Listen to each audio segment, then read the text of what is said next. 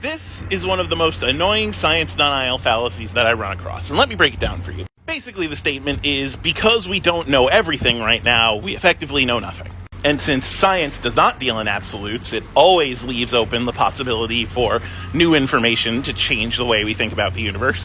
This allows science deniers to go, haha, you don't know anything in the future, it will be totally different, and it's laughable that you can say anything definitive now.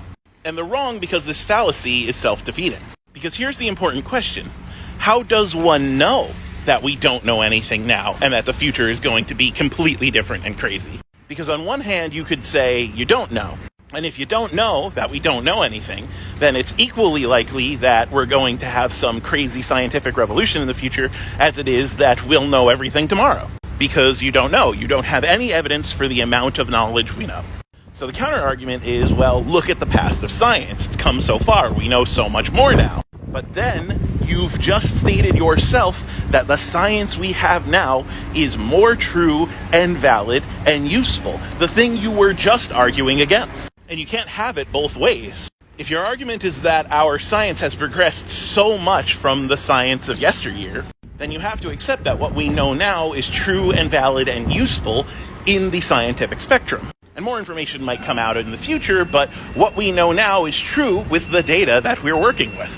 And the only way to acquire more data is to use what we know now.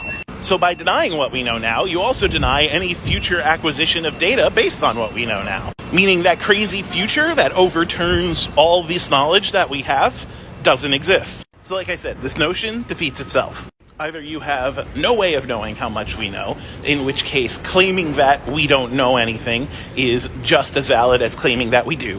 Or you could claim that you do know that there's so much more to learn based on the history of our scientific experience. In which case, your claim that we know nothing is based on data that we know. So you are attempting to invalidate the same data that makes your claim. Which is why comments like this are always bullshit. Meanwhile, actual scientific thought is a lot neater. Everything we know now is based on what we knew before, and we can always build on it to know more. We all stand on the shoulders of giants. We don't kill the old giants and adopt a new one. Name him Steve.